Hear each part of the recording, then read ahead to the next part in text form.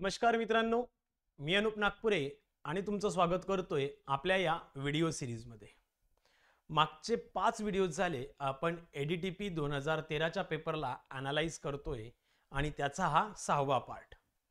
मित्रांनो, तुम्ही जर का खरंच एटीपी 2024-25 साठी प्रिपेअर करताय तर हा एडीटीपी 2013 चा पेपर तुमच्या येणाऱ्या एक्झामसाठी इम्पॉर्टंट रोल प्ले करू शकतो किंवा येणाऱ्या पेपरमध्ये कदाचित यामधले काही अनएक्सपेक्टेड क्वेश्चन तुम्हाला त्या पर्टिक्युलर पेपरमध्ये बघायला मिळतील। ही व्हिडिओ सिरीज आपल्या प्लॅटफॉर्मवर फ्री ऑफ कॉस्ट आहे आणि फर्स्ट टाइम एडीटीपीचे यूट्यूबला आपण अशा पद्धतीने ॲनालाइज एडीटीपीच्या पेपरला करून देतोय। सो त्याचा हा 6वा पार्ट। तर आजच्या पर्टिक्युलर पार्टपासून आपण चालू करतोय क्वेश्चन नंबर 76, जो की टोटली म्हणजे 76 पासून पुढचा जो पार्ट आहे तो पूर्णपणे डिपेंड करतोय मित्रांनो आपल्या या पर्टिक्युलर व्हॅल्युएशन पोर्शनवर।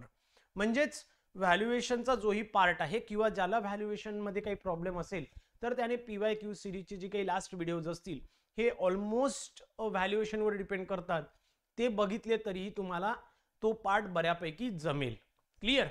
तर बघा मग पहिला क्वेश्चन जो आहे 76 नंबरचा आजच्या व्हिडिओ मधला, estimate of the price that is likely to be obtained if the property were to be sold in the market is termed as। बघा नॉर्मली काय ओपन मार्केट मध्ये एखादी पर्टिक्युलर प्रॉपर्टी ज्या वेळेला विकल्या जाते त्याला आपण काय म्हणतो, व्हॅल्यू म्हणत असतो, बरोबर आहे, जी की फ्लक्च्युएट होत असते, चेंज होत असते आणि डे टू डे लाईफ मध्ये अशा पद्धतीच्या व्हॅल्यू चेंज होत राहतात। पण ओपन मार्केट मध्ये ज्या वेळेला एखादा पर्टिक्युलर प्रॉपर्टीची जी प्राइस ठरली जाते आपण त्याला व्हॅल्यू म्हणतो। म्हणून ऑप्शन 2 जो आहे मित्रांनो हा ऑप्शन 2 इथे करेक्ट येणार। सो लक्षात ठेवायचे तुम्हाला की एखाद्या पर्टिक्युलर प्रॉपर्टीला ओपन मार्केटमध्ये ज्या वेळेला बघितलं जातं त्यावेळेला त्या पर्टिक्युलर प्रॉपर्टीची व्हॅल्यू ही अज्युम केली जात असते। क्लियर? नेक्स्ट क्वेश्चन आहे, एकदम इझी क्वेश्चन आहे। त्यानंतर 77 मध्ये काय सांगतो, valuation made under the provision of enabling legislation and for the purpose and the requirements under which the valuation is to be made is termed as। बघा याला काय म्हणतात, किंवा valuation made under the provision of enabling legislation। बघा काय म्हणतात, enabling the legislation म्हणजे काय की it is related to the provision of law. यालाच काय म्हणू शकतो, it is related to the provision of specific law, provision of law. आणि त्या पर्टिक्युलर केसमध्ये ज्या वेळेला valuation with respect to provision of law किंवा प्रोव्हिजन ऑफ स्पेसिफिक लॉ सोबत केलं जातं त्यालाच आपण काय म्हणतो, स्टॅच्युटरी व्हॅल्युएशन। लक्षात ठेवायचं की लेजिस्लेशन किंवा लॉ, स्पेसिफिक लॉ सोबत ज्या वेळेला व्हॅल्युएशन हा वर्ड येत असेल तेव्हा समजून जायचं की स्टॅच्युटरी व्हॅल्युएशन हे त्याचा आन्सर असायला पाहिजे। क्लियर? डोक्यात फिट करून ठेवायचे। क्लियर? तर ऑप्शन 1 हा करेक्ट येतो, कारण काय enabling the legislation and for the purposes and requirement under which the valuation is to be made is term as. तर अशा पर्टिक्युलर प्रोसेसला स्टॅच्युटरी व्हॅल्युएशन म्हणतात आणि ज्यामध्ये लॉ किंवा लेजिस्लेशन असे वर्ड वापरले जातील रिलेटेड टू द व्हॅल्युएशन, डोक्यात फिट करून ठेवा। त्या पद्धतीचं व्हॅल्युएशन हे स्टॅच्युटरी व्हॅल्युएशन असतं जे की with respect to law regulations नुसार केलं जातं। क्लियर? 77 ला ऑप्शन 1 हा करेक्ट येतो। Clear? Next 78, the valuation of the property is done for the purpose of acquisition साठी व्हॅल्युएशन नॉर्मली केलं जात असतं, बरोबर आहे। म्हणजे एखाद्या जमिनीला जर का ॲक्वायर करायचं असेल तर त्याच्या कॉम्पेन्सेशन पर्पजेससाठी व्हॅल्युएशन करतात। सेल आणि परचेसेस साठी सुद्धा आपण व्हॅल्युएशन करतो, मॉर्गेजेस साठी पण व्हॅल्युएशन करतो। म्हणजे सिंपल ऑप्शन होतं ऑल ऑफ द अबोव हे करेक्ट ऑप्शन आहे, कारण व्हॅल्युएशन करताना ह्या सगळ्या गोष्टी त्याच्या प्रॉपर्टीजच आहे। मॉर्गेज करायचं आहे, सेल करायचं आहे, परचेस करायचं आहे किंवा ॲक्वायर करायचं आहे, टॅक्स फिक्स करायचे असतील तर आपण व्हॅल्युएशन हा जो काही इम्पॉर्टंट पार्ट आहे तो तिथे आणतोच। क्लियर? त्यामुळे 78 साठी ऑप्शन नंबर 4 हा करेक्ट येणार। Next 79, the highest estimated price that a buyer would pay and a seller would accept for a property in an open and competitive market. बघा काय म्हणतात, the highest estimated price that a buyer would pay, म्हणजे घेणारा पे करेल आणि जो काही आणि सेलर जो आहे तो ऍक्सेप्ट करेल. कुठे? ओपन मार्केटमध्ये किंवा कॉम्पिटिटिव्ह मार्केटमध्ये. And where both the parties make inform choice without compulsion is called as. अशा पर्टिक्युलर केसमध्ये याला काय बोलतात? बघा ऍक्च्युली बघा सिंपल आहे. लीज व्हॅल्यू किंवा स्पेक्युलेटिव्ह व्हॅल्यू, परचेस प्राइस, म्हणजे बरेचसे विद्यार्थी परचेस प्राइस मध्ये कदाचित कन्फ्यूज होऊ शकतात. पण वर्ड काय वापरला इथे? इथे त्यांनी शब्द यूज केलाय मार्केट अँड कॉम्पिटिटिव्ह मार्केट. बघा, किंवा ओपन अँड कॉम्पिटिटिव्ह मार्केट किंवा ओपन मार्केटमध्ये. लक्षात घ्या मित्रांनो, सगळ्यात महत्वाची गोष्ट काय आहे? Market value is the highest estimated price at which the property can sell or buy. Market value काय आहे? ही इस्टिमेटेड हायर कॉस्ट असते, जी की इझिली ओपन मार्केटमध्ये तुम्हाला अवेलेबल असेल. त्याला आपण काय बोलतो? मार्केट व्हॅल्यू बोलतो. कॉम्पिटिटिव्हला काय बोलतो? मार्केट व्हॅल्यूच्या केसमध्ये. आणि इथे क्लिअर मेन्शन केलं होतं ओपन मार्केट व्हॅल्यू. तर अशा केसमध्ये मार्केट व्हॅल्यू हा एक इम्पॉर्टंट रोल प्ले करतो. म्हणून ऑप्शन 1 हा करेक्ट येणार. कसं आहे ना, काही काही क्वेश्चन मध्येच आन्सर असतील, तुम्हाला फक्त वाचताना त्याला व्यवस्थित वाचायचंय आणि समजून व्यवस्थित घ्यायचंय. अदरवाईज तिथेच तुम्हाला भरपूर साऱ्या क्वेश्चनचे आन्सर तुम्हाला इझिली लक्षात येतील. क्लिअर? सो म्हणून 79 ला ऑप्शन 1 हा करेक्ट येतो. त्यानंतर 80, which of the following characteristics results in a high demand of landed property? Transmissibility, transferability, marketability, productivity. आता बघा की डिमांड ऑफ लँडेड प्रॉपर्टी किंवा एखाद्या लँडची जी काही डिमांड आहे ती कोणत्या गोष्टीवर डिपेंड करतं. आता जर का ट्रान्सफरबिलिटी जर का विचार केला किंवा जर का मी ट्रान्सफरबिलिटी बद्दल जर का बोलायचं असेल, तर जर का एखादी प्रॉपर्टी इझिली ट्रान्सफर होत असेल असं म्हणतोय मी, हवं तर जर का एखादी प्रॉपर्टी इझिली ट्रान्सफर होत असेल तर ऑब्व्हियसली तिची डिमांड वाढेल. Okay, then demand will increase. Demand will increase. लक्षात आलं? सो ही पण एक लँडेड प्रॉपर्टीचीच आहे. देन मार्केटेबिलिटीज बद्दल जर बोलायचं झालं, जर का ती इझिली विकल्या जात असेल किंवा परचेस केल्या जात असेल प्रॉपर्टी, मी असं म्हणतोय की इझिली सोल्ड और परचेज जर का होत असेल तर ऑब्व्हियसली काय होणार? त्या पर्टिक्युलर लँडची जी काही व्हॅल्यू आहे ती वाढत जाणार, त्याची डिझायबिलिटी वाढत जाणार. त्यामुळे मार्केटेबिलिटी पण आहे आणि प्रोडक्टिव्हिटी आहेतच. म्हणजे जर का त्या पर्टिक्युलर लँड पासनं जास्तीत जास्त इन्कम तुम्हाला मिळू शकतं, म्हणजेच productivity in the form of income तुम्हाला येऊ शकतं, तर त्या सुद्धा पर्टिक्युलर प्रॉपर्टीची किंवा लँडची तुम्हाला डिमांड मार्केटमध्ये बघायला मिळेल. म्हणजे transferability, marketability, productivity all are the correct answer. म्हणून ऑप्शन 4 हा करेक्ट येणार, कारण लँडेड प्रॉपर्टीज डिपेंड करतं या सगळ्याच गोष्टीवर. त्यामुळे ऑप्शन 4 हा करेक्ट असणार. क्लिअर? इम्पॉर्टंट आहे, लक्षात ठेवा. कदाचित येणाऱ्या पेपरमध्ये सुद्धा तुम्हाला लँडेड प्रॉपर्टीवर क्वेश्चन येऊ शकतो किंवा त्याच्या प्रॉपर्टीज काय आहे हे सुद्धा येऊ शकते. या आधीच्या PYQs मध्ये आपण त्याच्या प्रॉपर्टी पण बघितल्या होत्या. त्यामुळे ज्यांनी आधीचे व्हिडिओज बघितले नसेल, खाली डिस्क्रिप्शन मध्ये तुम्हाला तशा पद्धतीने प्रॉपर्टीज बघायच्या असेल तर खाली व्हिडिओज दिले आहे. लास्टचे प्रत्येक PYQ चे व्हिडिओ बघा, तुम्हाला त्याच्या कंडिशन्स माहित पडतील. Clear? Next 81, appropriateness of method of valuation depends on. बघा, appropriateness of the method of valuation depends on. आता 81 ला काय सांगतो?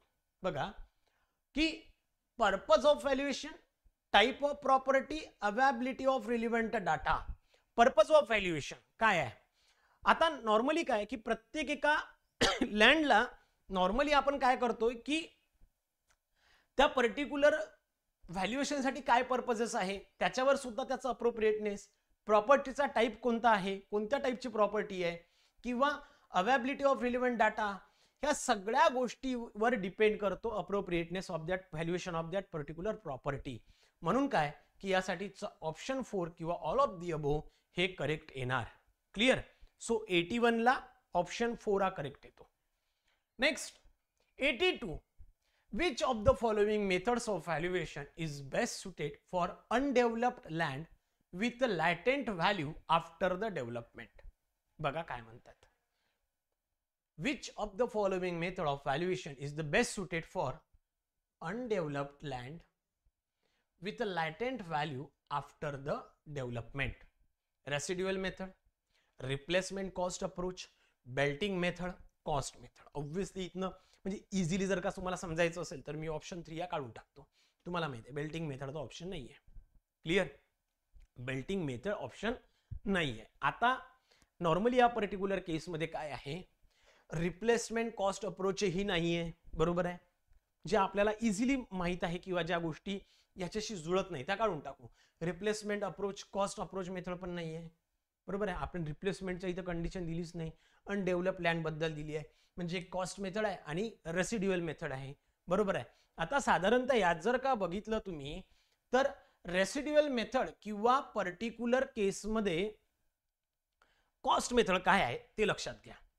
त्यांनी काय म्हटलं, अनडेव्हलप लँड आहे, अनडेव्हलप विथ अ लॅटेंट व्हॅल्यू. लॅटेंट व्हॅल्यू म्हणजे काय, फ्युचर व्हॅल्यू किंवा आपण एखाद्या पर्टिक्युलर जमिनीचं पोटेन्शियल आधीच लक्षात घेतो. आणि रेसिड्युअल मेथड म्हणजे काय, एखाद्या पर्टिक्युलर जमिनीवर पोटेन्शियल किंवा मॅक्झिमम पोटेन्शियल किती अर्न करू शकतो इन फ्युचर हे माहिती करणं म्हणजेच रेसिड्युअल मेथड. त्यालाच आपण काय बोलतो, रेसिड्युअल मेथड. म्हणजे आज एखादी जमीन अनडेव्हलप्ड आहे, मी इन्व्हेस्टमेंट म्हणून ती घेऊन घेतो आणि इन फ्युचर त्यावर मी किती पोटेन्शियल मला मिळू शकते किंवा मी किती पोटेन्शियल अर्न करू शकतो हे फाइंड आउट करणं म्हणजेच रेसिड्युअल मेथड. क्लिअर. किंवा रेसिड्युअल मेथड काय आहे, इट विल गिव्स किंवा this method estimate the value in future किंवा estimate the value of particular land in future किंवा potential of land आपण असं पण म्हणू शकतो. किंवा एखाद्या जमिनीचं पोटेन्शियल फाइंड आउट करण्यासाठी किंवा फ्युचर मध्ये ते किती राहू शकतं हे फाइंड आउट करण्यासाठी आपण रेसिड्युअल मेथड ही यूज करतो. त्यामुळे ऑप्शन 1 हा करेक्ट येतो. आणि कॉस्ट मेथड जी की एक्झॅक्टली तुम्हाला सांगितलं जाणार तर ही पण येणार नाही. त्यामुळे रेसिड्युअल मेथड हे करेक्ट आन्सर आहे. क्लिअर. त्यानंतर 83 काय सांगतो, which method of valuation assumes that the value of some properties will be related to the profit or annual return which can be made from their use. Which method of valuation assume that the value of some properties will be related to the profit or return which can be made from their use. बघा काय म्हणतायत, खालीलपैकी कोणती method तुम्हाला या particular केसला correct वाटतंय. Profit method, belting method, contractor's method, comparative method. Clear. बघा काय आहे, which method of valuation assume that the value of some properties will be related to the profit of annual return which can be made from their uses. Simple आहे, Belting method नाहीये. Okay. आणि कंपेरेटिव्ह method सुद्धा नाहीये. Okay. आता profit method आणि contractor method मध्ये मी जर का कन्फ्यूज असेल तर कॉन्ट्रॅक्टर मेथड कधीच पर्टिक्युलर केसमध्ये एखाद्या पर्टिक्युलर प्रॉपर्टीशी रिलेटेड ॲन्युअल इन्कम हे फाइंड आउट करून दाखवत नाही. त्यामुळे कॉन्ट्रॅक्टर मेथड सुद्धा मी काढून टाकली. क्लिअर. आता उरलं प्रॉफिट मेथड. तर प्रॉफिट मेथड काय सांगतं किंवा कोणत्या बेसिसवर अशा पद्धतीने प्रॉफिट मेथड काम करतं. So let's see. Profit method जी दाखवलेली आहे मित्रांनो, which is profit method which is directly proportional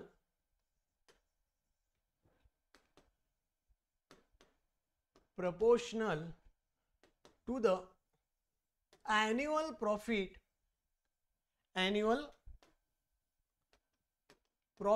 or only profit from property. Clear. जर का एक्झाम्पल बघायचं झालं तर तुम्हाला लक्षात येईल. एक्झाम्पल जर का बघायचं झालंच तर एक्झाम्पल मध्ये काय सांगू शकतात, तर हॉटेल्स आहे, रिसोर्ट आहे. जर का एक्झाम्पल बघितलं तर हॉटेल, यासोबत किंवा हॉटेल सोबत रेस्टॉरंट पण येतो, रेस्टॉरंट आहे किंवा रिसोर्ट असतील. म्हणजेच काय, एखाद्या पर्टिक्युलर गोष्टी तुम्ही इन्व्हेस्ट करता आणि त्यासोबत तुम्ही ॲन्युअल प्रॉफिट पण घेऊ शकता, किंवा रेस्टॉरंट आहे किंवा रिसोर्ट म्हणू शकता.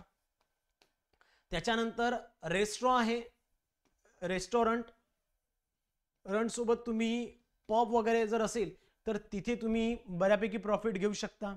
सर अशा पद्धतीच्या ज्या गोष्टी आहे ज्यामध्ये तुम्हाला काही प्रॉपर्टी ज्या ज्या ॲन्युअल रिटर्न जे आहे हे प्रॉफिट बेसिसवर देऊ शकतात. क्लिअर? म्हणून ऑप्शन 1 हा करेक्ट येतो. Clear? So profit method. Next 84.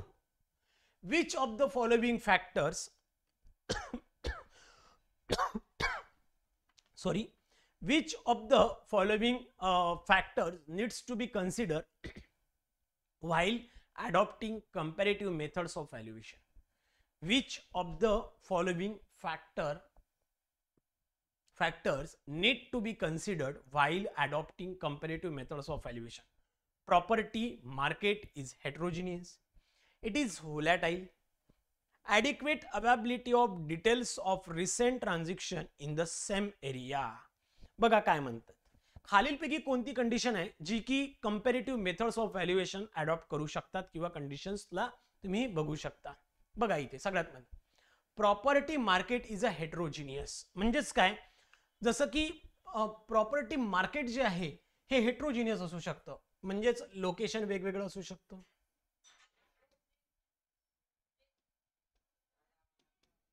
Age किंवा त्याचं age in the form of year wise, त्यानंतर साईज ह्या सगळ्या गोष्टी वेगवेगळ्या असू शकतात.